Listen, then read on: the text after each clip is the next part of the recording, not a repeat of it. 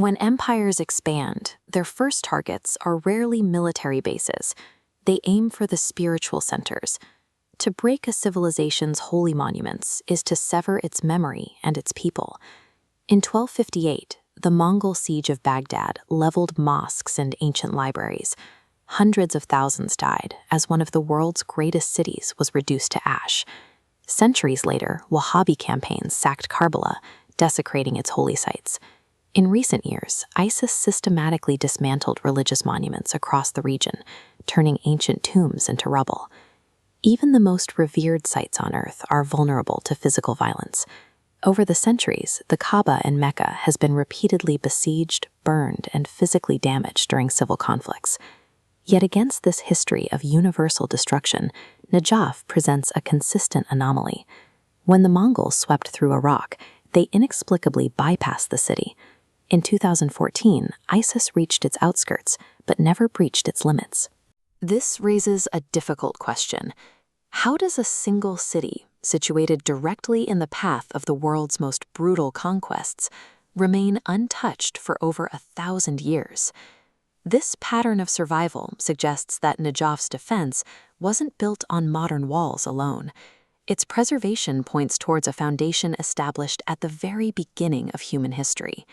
This timeline begins thousands of years before the advent of Islam, in the geographical expanse known as Wadi al-Salam, the Valley of Peace. Tradition holds that Prophet Ibrahim was divinely guided to purchase this plot of earth.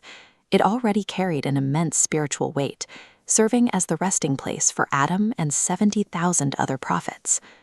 According to these records, the most crucial preparation happened immediately following the Great Flood. After the waters receded, Prophet Nuh was commanded to prepare a single hidden grave at this specific site. Prophet Nuh buried two distinct artifacts deep in the soil, a shining white rock and a metal shield. He left an inscription marking these items as a permanent reserve for a specific individual who would arrive millennia later, Ali ibn Abi Talib. The sanctity of this ground was established long before the 7th century. It was an ancient sanctuary waiting out the millennia for its true occupant to arrive. In the year 36 AH, Imam Ali made a strategic shift in the geography of power. He moved the capital of the caliphate from Medina to the city of Kufa. The city of Kufa sits directly adjacent to Najaf. By centralizing the government here, Imam Ali was physically anchoring the future of the imamate beside the soil of Wadi al-Salam. As the time of his martyrdom approached, the political climate was increasingly volatile. Imam Ali gathered his sons and a few select companions to issue his final secret instructions. He ordered that his funeral be a covert operation. To protect his body from enemies who intended to desecrate it, the burial had to happen under the total cover of night. This move transitioned his legacy from a visible political target into a concealed spiritual anchor, placing it beyond the reach of his immediate adversaries. In the middle of the night, the small procession carried the imam's bier into the desert sands of Najaf. Tradition states that while his sons supported the back of the coffin, the front was lifted by unseen forces, angels sent to participate in the final rites. A lone horseman suddenly appeared in the darkness. With his face obscured, he rode out to guide the group directly to the appointed burial site. When the sons of the imam asked the rider to identify himself, he revealed that he was Ali ibn Abi Talib himself. He explained that no one dies without his presence, and he would not be absent from his own funeral.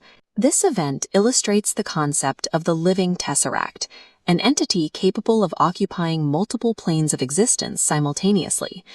Just as a tesseract folds through dimensions, the imam was present in both the physical and the unseen realms. At the burial site, the companions dug into the earth and discovered exactly what had been promised: the shining white rock and the ancient metal shield left by Prophet Nuh thousands of years earlier.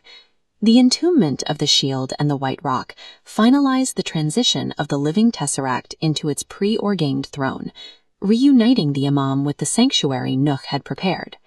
The exact coordinates of this grave remained a secret for nearly a century.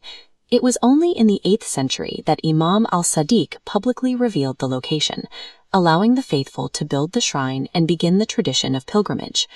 Believers view the burial of Nuh's ancient shield as the spiritual context for the city's security.